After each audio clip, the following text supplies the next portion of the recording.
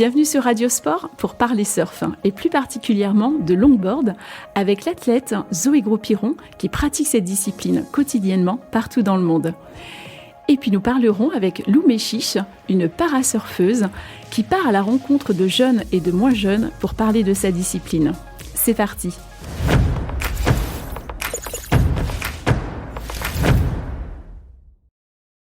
Zoé Gros-Piron, merci de te joindre à notre émission. Zoé, tu es une pratiquante, une championne de longboard. Donc j'ai vu ton palmarès, championne du monde par équipe au Salvador, vice-championne du monde en longboard. Quatrième au championnat du monde et vice-championne d'Europe. D'Europe, c'est ça. Et évidemment plusieurs titres aussi de championne de France. Pas encore. C'est celui qui manque à mon palmarès. C'est celui qui travaille. Alors ils sont quand ces championnats de France? C'est tout le temps en octobre, fin octobre. Très bien, mois d'octobre. Exactement. Bon, l'année dernière, malheureusement, on n'a pas pu faire nos championnats parce qu'on a eu une fenêtre météo horrible. D'accord. Du coup, ils ont été annulés à la dernière minute. D'accord, donc ça a été annulé, donc pas de championnat de France. Pas de championnat de France, pas de titre desservi. Donc c'est ton année, Zoé, ça sera 2024. Hein. On compte sur toi. On va tout faire pour. Alors Zoé, moi je suis intéressée, c'est de savoir comment, en regardant un petit peu ton profil, les réseaux, j'ai vu que tu pratiquais déjà ta discipline tous les jours. Peu importe les conditions, alors je pense que des fois c'est juste impossible.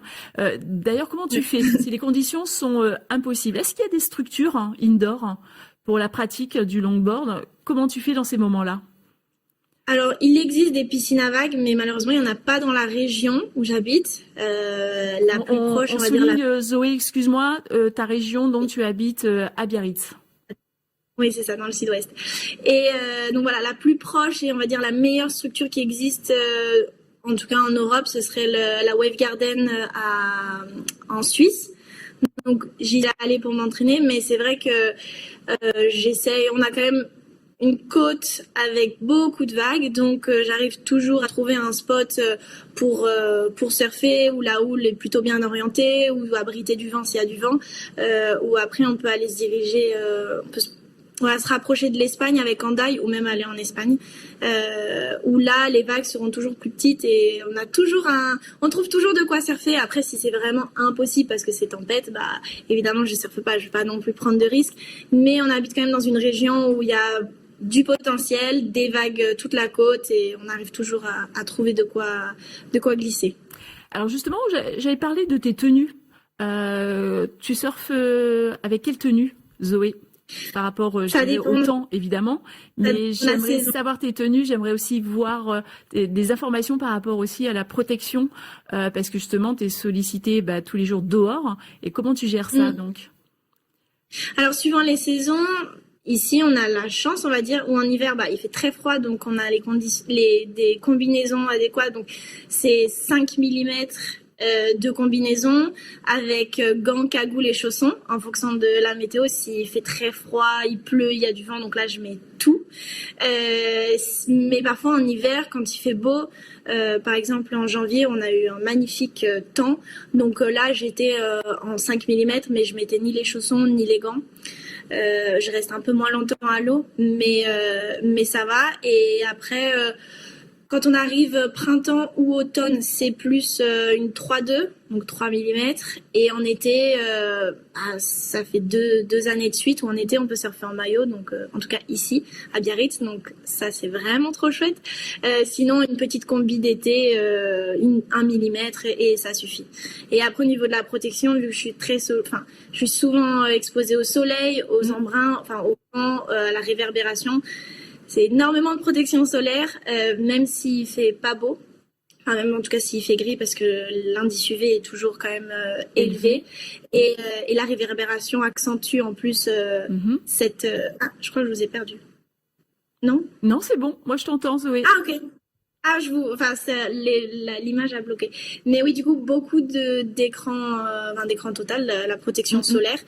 Et pour les yeux, bah, les lunettes de soleil quand je sors de l'eau, j'avoue que j'ai pas le réflexe, mais sinon, ouais, je me nettoie bien les yeux le soir, quoi. d'accord. Alors, parce que j'ai vu quand même que tu étais en effet beaucoup en contact avec la nature, c'est important. Mm, D'ailleurs, la nature pour toi, c'est important. J'ai très même important. découvert que, à l'origine, tu pratiquais du ski. C'est vrai Oui, que Zoé Gros-Piron, je sais que bon, tu as des parents qui pratiquaient le ski oui. avec un papa champion, une maman aussi qui pratiquait énormément le ski. Tu as quitté en effet les Alpes hein, pour venir à Biarritz hein, et pratiquer donc finalement le surf. Je pense que t'es un peu une championne née, on va dire, parce que je pense que peu importe la discipline qu'on t'aurait fait découvrir, je crois que tu aurais été de toute manière championne. Donc la nature, j'ai remarqué justement que j'ai découvert que ta maman t'avait même inscrit à un stage de secourisme pour connaître l'océan en fait. Donc Oui. elle voulait vraiment que tu te lances dans quelque chose, t'allais un peu pas maîtriser mais respecter. Tu peux m'en parler davantage? Ouais, bien sûr. Du coup, c'est vrai qu'en venant des montagnes, bah, on a toujours ce respect de la nature qui est un peu en nous. En tant que skieuse, bah, la nature, c'est notre terrain de jeu. Et du coup, en tant que surfeuse, l'océan, c'est mon terrain de jeu. Et c'était hyper important pour moi de le comprendre. Comme en étant skieuse, c'est même indispensable de comprendre comment fonctionnent les montagnes parce qu'il y a des risques d'avalanche, il y a des endroits qu'on peut pas fréquenter à certains moments. Et dans l'océan, c'est pareil. Du coup, ma maman, elle a pris l'initiative de m'inscrire au sauvetage côtier à Biarritz et je l'en remercie parce que venant des montagnes, je ne connaissais pas du tout le monde de Mhm. l'océan et il y a plus de facteurs encore, je pense, en montagne, D'accord. ou en tout cas tout autant. Et du coup, c'était hyper important pour moi de me sentir à l'aise dans l'océan. Les courants, les marées, les grosses vagues, les petites vagues, les rochers, le sable. Enfin, vraiment de lire l'océan et de lire les vagues.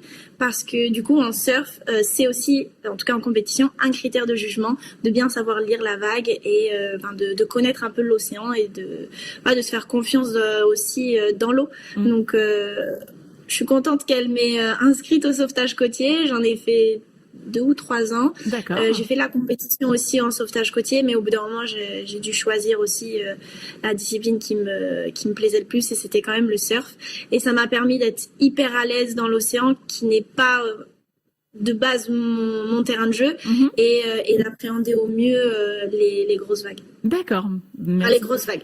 Je ne fais pas du surf de très gros, mais en tout cas des assez grosses vagues pour se faire peur ou être pas en danger, mais Mm.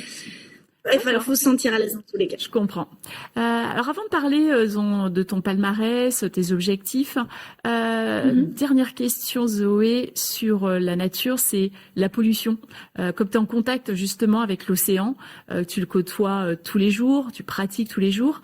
Est-ce que depuis que tu as commencé, hein, je crois que c'est à l'âge de 12 ans, Ouais. ça fait déjà un peu plus d'une dizaine d'années, est-ce que tu as vu une évolution par rapport à la pollution? Est-ce que tu vois un peu plus de plastique? Est-ce qu'il y a des choses qui t'alertent, des choses que tu as remarquées un peu au fur et à mesure de ces années qui passent?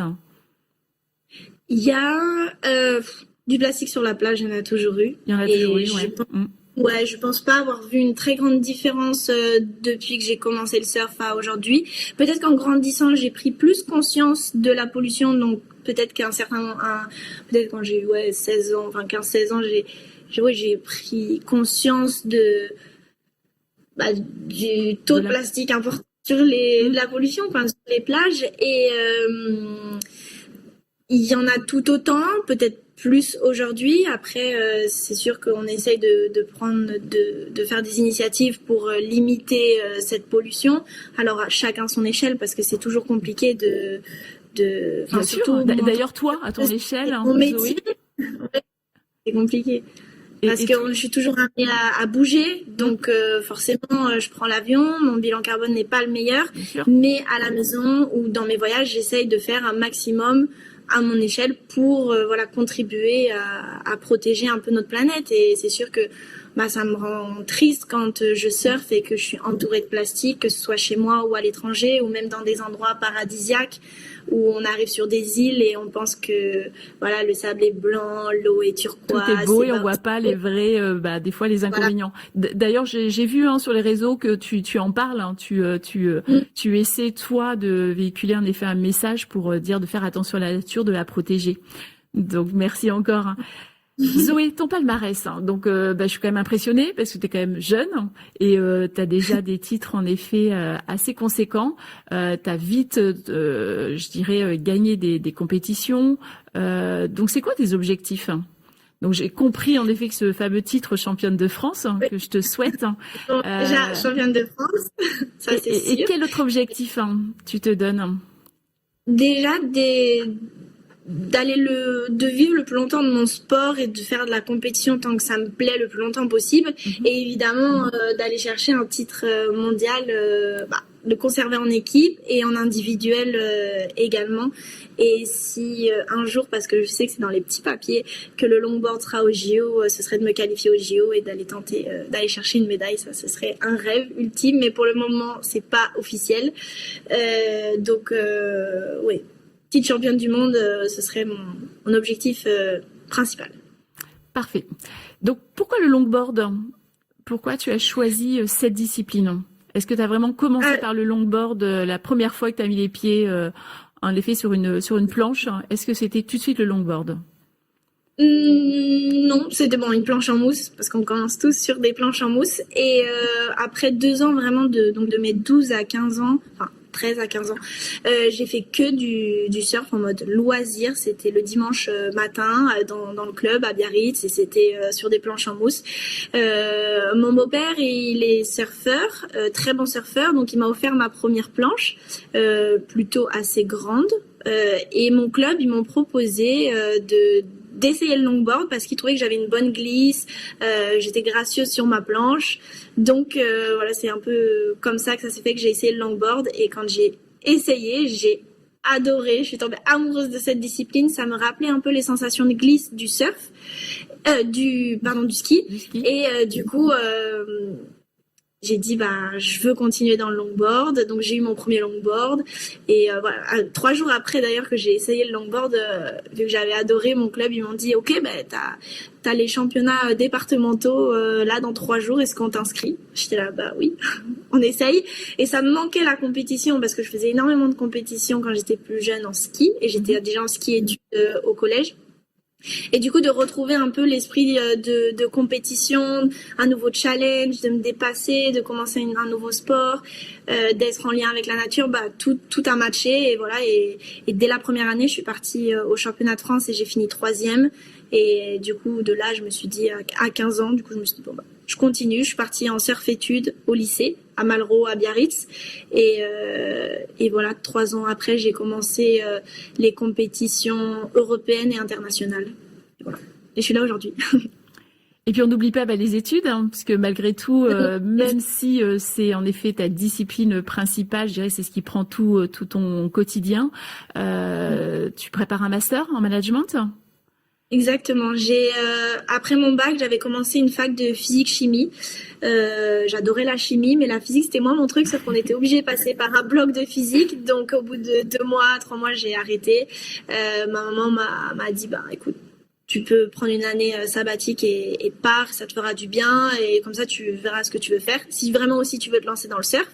Et je suis partie du coup 4 mois et demi en Australie. J'ai fait par hasard d'ailleurs par hasard. Je savais même pas qu'il y avait la première étape mondiale là-bas. Du coup, à la fin du voyage, donc je l'ai faite. J'ai fini dernière, j'ai pris une grosse claque, mais j'étais là, OK, c'est ça que je veux faire, je vais arriver comme ces filles.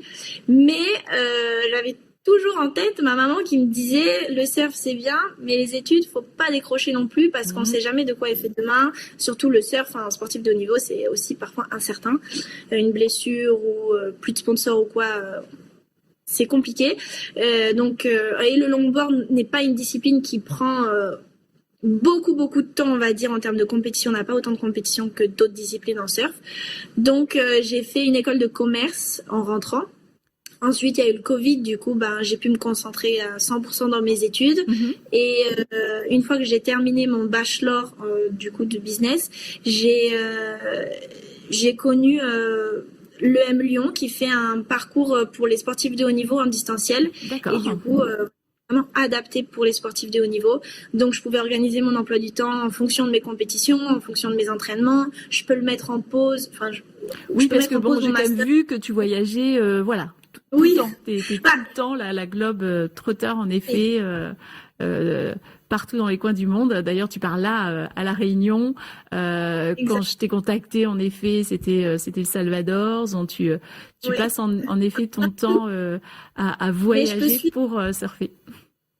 Mais là, je peux suivre quand je suis à l'étranger, vu que là, c'est ma saison off. J'arrive à suivre c'est tout en distanciel, donc c'est assez facile. On va dire que c'est juste de l'organisation, un peu de volonté, et puis voilà, et on y arrive. Pour conclure, en effet, Zoé, de toute façon, j'ai remarqué, tu pratiques, tu as la tête sur les épaules, t'es bien entourée, parce que bon, j'ai bien vu en effet ta famille, en effet, qui est énormément près de toi. Tu pourrais pas réussir toute seule. Hein. Juste pour conclure, qu'est-ce que tu peux nous dire sur comment on peut réussir dans ta discipline? C'est quoi ton équilibre? Qu'est-ce que tu as autour de toi, en fait, pour avoir cet équilibre? Déjà, de faire que ce soit ma discipline ou une autre discipline, c'est que ça nous fasse plaisir, qu'on prenne vraiment du plaisir quand on travaille, parce que donc, tout ce qu'on entreprend, c'est vraiment de prendre du plaisir, d'être motivé, d'avoir des objectifs et d'être très bien entouré, que ce soit des amis, des familles, des coachs, qui que ce soit. C'est hyper important d'être bien entouré parce que ce qu'on n'apprend pas assez aux sportifs de haut niveau, et je pense que c'est pareil pour des personnes qui se lancent dans l'entrepreneuriat ou des grands dirigeants ou quoi, c'est les échecs. Et j'aimerais bien qu'on m'a appris un peu à perdre avant, parce que notre santé mentale, elle est quand même fragile, parce qu'on pousse toujours nos limites, on veut toujours faire mieux, et quand le résultat n'est pas là, parfois c'est assez compliqué. Elle est difficile face à l'échec, en fait. Donc voilà, donc être bien entouré, c'est super important, et c'est très important d'avoir un coach mental, d'avoir un psy, et de dissocier aussi ça avec la famille. Enfin, en tout cas, c'est ce que je recommande. À un moment, j'ai dû dissocier ma maman. Je voulais juste une maman. Je voulais pas que ce soit ni ma coach ni ma psy, parce qu'elle est coach aussi en entreprise. Elle est très compétente, mais j'avais pas besoin de ce côté-là, par exemple, avec moi. Donc, et juste le rôle de maman, pour moi, c'est le plus précieux, le plus important. Donc, je me suis entourée d'autres personnes dans mon équipe pour mieux performer, et aujourd'hui ça marche bien. C'est super. Merci Zoé. Merci beaucoup pour ton intervention. À bientôt. À bientôt, merci.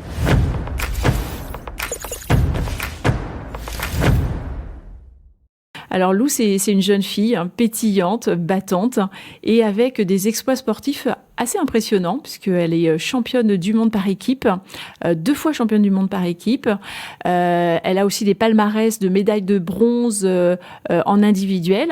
C'était en Californie, donc une globe-trotteuse, et qui pratique donc le parasurf, et qui est atteinte de cécité. Donc ça demande en effet une force assez impressionnante. Bonsoir Lou. Bonsoir. Donc oui, moi je suis impressionnée, Lou, parce que j'ai jamais pratiqué de surf. Je suis pas du tout à l'aise, j'ai pas assez d'équilibre, et c'est vrai que c'est toujours impressionnant déjà comme discipline. Et puis tu as en effet une différence, un handicap donc dû très tôt. Tu as été atteinte d'une maladie, d'un cancer qui a touché ton nerf optique, et donc atteinte d'une cécité. Et se mettre au surf, alors si j'ai bien compris, il y a ton frère qui pratique le surf, et c'est ça qui t'a donné envie automatiquement de faire comme lui, c'est ça? Exactement. Ça a été mon exemple, et je voulais absolument faire comme lui, suivre ses pas. Alors, c'est là où tu es vraiment une jeune fille vraiment battante. Donc, qu'est-ce qui t'a donné envie? Parce que ça suffit pas de se dire mon frère fait, je veux faire. Tu voulais prouver, tu voulais qu'est-ce qui t'a autant mis à faire du surf, à t'impliquer autant? Parce que quand on fait ce genre de performance, ça va bien au-delà. Donc, qu'est-ce qui a déclenché tout ça, Lou? Alors, au début, j'ai juste trouvé une passion, quelque chose que j'aimais. Et moi, tout le début de ma vie, c'était des chimiothérapies. Et mon combat, c'était me battre contre ma tumeur cérébrale. Et du coup, j'avais plus de combat vu qu'elle était stable. Donc, il fallait que je trouve un autre combat, un peu plus joyeux. Et c'est pour ça que j'ai cherché ma passion. Je l'ai trouvé, c'est le surf. Et je voulais absolument faire des compétitions et prouver à tout le monde que peu importe nos différences, pas forcément un handicap, que ce soit la couleur de peau, la religion, l'orientation sexuelle, le genre, peu importe, on peut faire tout ce qu'on veut tant qu'on est déterminé et qu'on a le bon entourage. Alors, c'est un beau message, ça. Malgré tout, Lou, je me dis que ça doit pas être quand même évident. Et j'aimerais bien que tu m'expliques justement comment ça se passe une séance, parce que tu es avec ton surf. Donc, comment ça se passe concrètement? Est-ce que t'es accompagné de quelqu'un et comment tu vas en effet surfer en plus, je dirais, d'une aide près de toi? Qu'est-ce qui se passe au niveau, je dirais, sensation? Qu'est-ce qui se met en place? Alors, moi, je suis toujours accompagnée, c'est très important.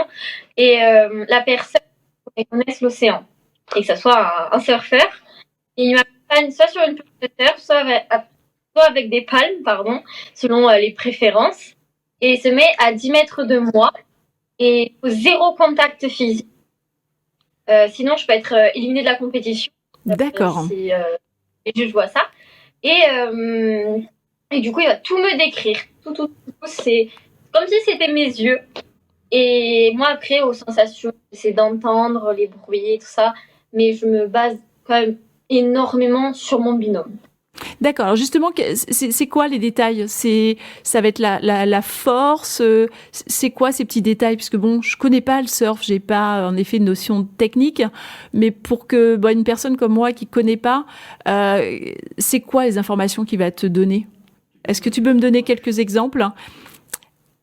Par exemple, Lou, excuse-moi, est-ce que tu peux juste te rapprocher? Faut que tu te rapproches un peu de ton téléphone, parce que je crois que Fabrice t'entend pas tout le temps. Est-ce que c'est possible de rapprocher ton tel? Oui, là. C'est mieux ou pas? Qu'elle arrive à rentrer la tête dedans. Faut que tu rentres ta tête dans l'écran. Donc là, c'est un peu... Ouais, là, c'est nickel. C'est bon? Ouais, c'est parfait. Ok, nickel. Désolée. T'inquiète. C'est quand tu veux, Lou. Du coup, les mots techniques qu'il va me donner, ça va être par exemple, il y a une vague qui arrive, descend 1, 2, 3. Je sais qu'à 3, il faut que je plonge sous la vague. D'accord. Ça, c'est une grosse vague. Après, il va me dire, retourne-toi. Donc là, je sais qu'il faut que j'aille vers la plage et que je rame dans pas longtemps.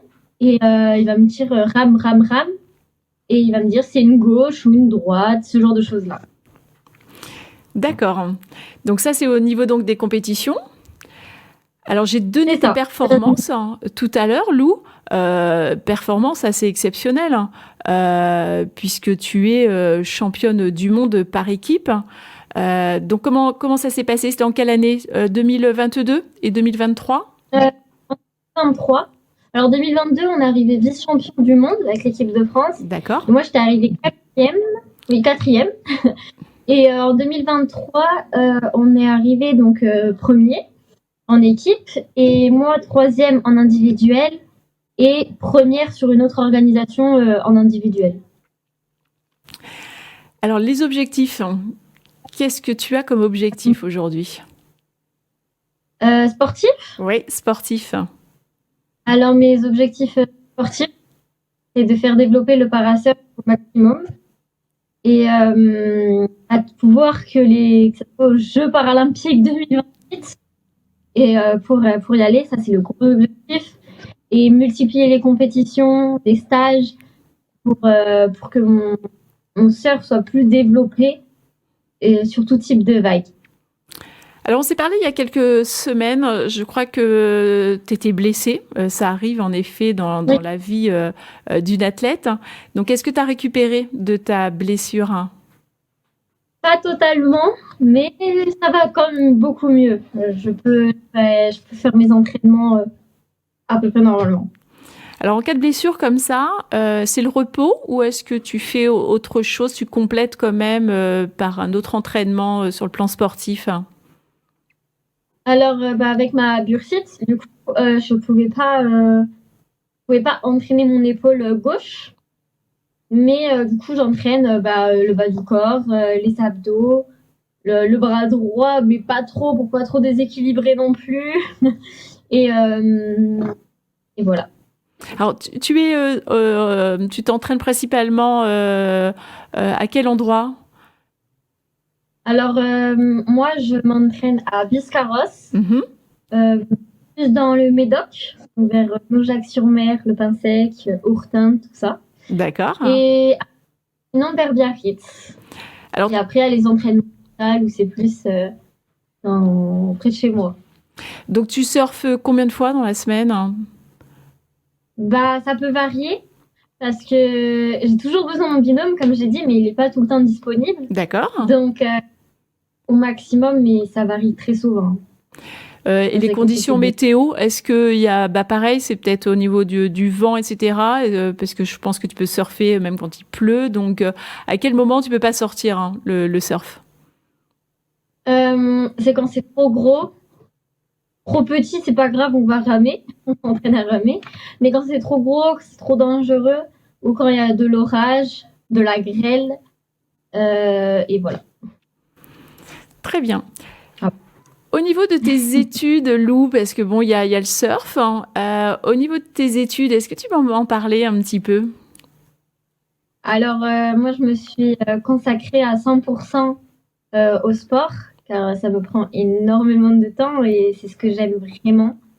Et donc, je me consacre à 100% au sport et, et à faire des interventions dans des écoles pour parler de nos différences. Et je crois que tu m'as même parlé que tu allais même intervenir, en effet, dans des écoles et des EHPAD aussi, donc vraiment en contact direct avec différentes personnes.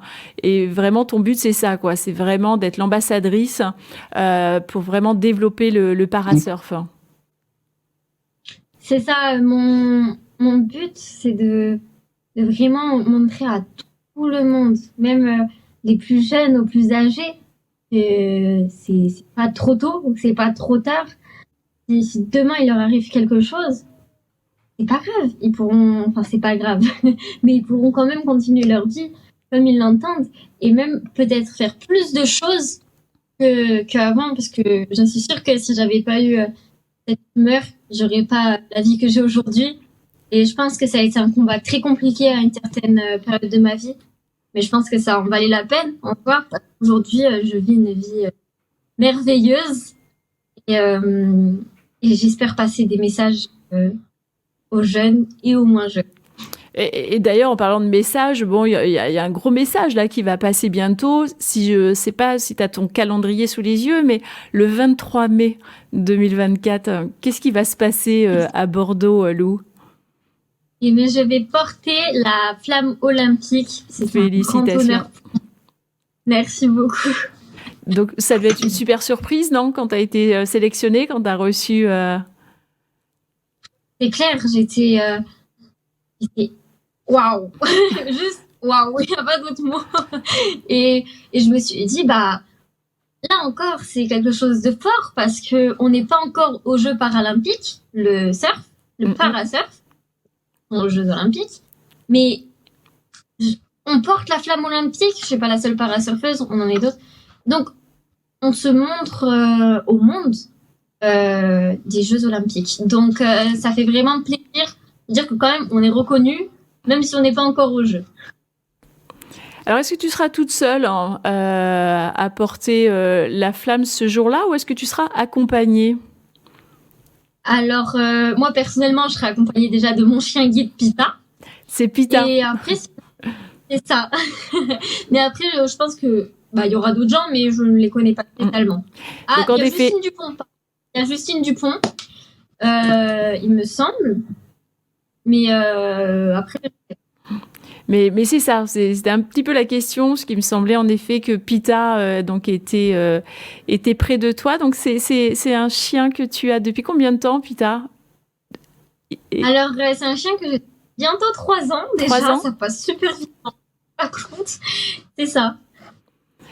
Donc comment tu l'as eu en fait? C'est arrivé comment cette rencontre en fait? À quel moment? Pourquoi ça s'est décidé il y a 3 ans en effet que Pita allait rentrer dans ta vie? Alors moi, ça fait depuis toute petite que je voulais un chien guide, car déjà j'ai toujours été très proche des animaux et la canne blanche, ça me convenait pas. Je me sentais pas du tout à l'aise. Je me sentais pas moi totalement.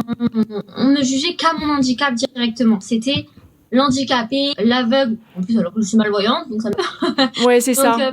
Que finalement, c'est un accessoire qui te réduisait, en fait, qui te plutôt faible, alors que t'es juste tout le contraire, la force est battante. C'est pour ça, peut-être, hein, que c'est pas l'accessoire qui te convenait. Et c'est ça, ça me convenait pas du tout. Donc, j'ai dû prendre beaucoup de cours de canne blanche pour être irréprochable dessus.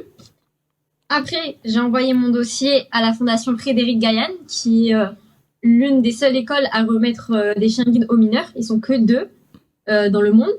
Donc, je leur ai remis mon dossier. Et après, ça a mis du temps quand même à le traiter. J'ai eu un week-end du stage de découverte pour voir si ça me convenait, etc. Et clairement, moi, j'étais sûre de moi, je voulais un chien guide. Et après une semaine pour voir si nous, on était assez responsables pour s'occuper d'un chien. Et après, si c'est le cas, 3 semaines pour savoir quel est notre chien déjà et pour savoir comment on s'occupe de lui, comment il nous guide, etc., etc. Et c'est là où j'ai eu mon petit Pita. Alors, Pita, d'ailleurs, il t'accompagne lors des compétitions? Alors, au maximum, des fois, c'est un peu compliqué. Par exemple, en Angleterre, c'est super compliqué. Donc là, j'ai pas pu le prendre et c'était un déchirement. En Californie, pour la première fois, il a pu venir cette année, enfin l'année 2023. J'étais trop heureuse. Et du coup, lui, il a mes pieds dans l'avion, ça, et il est trop sage d'ailleurs. Pendant 12 heures d'avion, c'est incroyable. Il restait couché, des fois, il me regardait en mode, c'est bientôt fini. Mais franchement, il était adorable. Donc, et puis, ça m'a beaucoup soutenue. Franchement, c'était incroyable. D'ailleurs, oui, t'as beaucoup de soutien, en fait, en dehors de Pita. C'est vrai que t'as ta famille, t'as ton entraîneur. Tu nous as parlé, en effet, aussi de surfeurs et tout qui t'accompagnent lors des sorties. Donc, tu as assez de soutien, tu te sens soutenu autour de toi? C'est clair, même ma ville Taillan-Médoc, c'est un soutien mais incroyable. Depuis que j'ai commencé les compétitions, ils sont à fond derrière moi. Je suis rentrée des championnats du monde et je vois de la lumière au bout de mon allée qui est une allée très sombre. Donc je me dis mais c'est quoi ça? Et ils avaient préparé des tentes avec un apéro, des drapeaux français et en train de crier et tout pour me féliciter. Et c'est incroyable qu'ils aient fait ça. Donc, ouais, non, j'ai un soutien énorme du Taillan-Médoc et ça, vraiment, je les remercierai jamais assez. Bah, c'est super. Pour conclure, Lou, et en attendant, je dirais, 2028, 2024, donc les JO à Paris, est-ce qu'il y a des disciplines en particulier que tu vas suivre? Alors, moi, c'est assez compliqué pour moi de suivre les vidéos, tout ça. Mais tout particulièrement, ce que je vais suivre, c'est le surf. Et avant tout, pour soutenir des surfeurs qui sont juste des gens incroyables. Et donc, pour les soutenir et pour être derrière eux. Et décrit par mon père. Et après, je pense que je regarderai à gauche, à droite, quelques disciplines. Mais En priorité le surf, bien sûr. Parfait. Lou, merci beaucoup pour ton intervention. Merci vraiment pour ta joie de vivre, vraiment tes messages d'espoir, t'es pétillante. Et je te souhaite vraiment une belle continuité et plein de performances sportives pour toi. À bientôt, Lou. Merci beaucoup.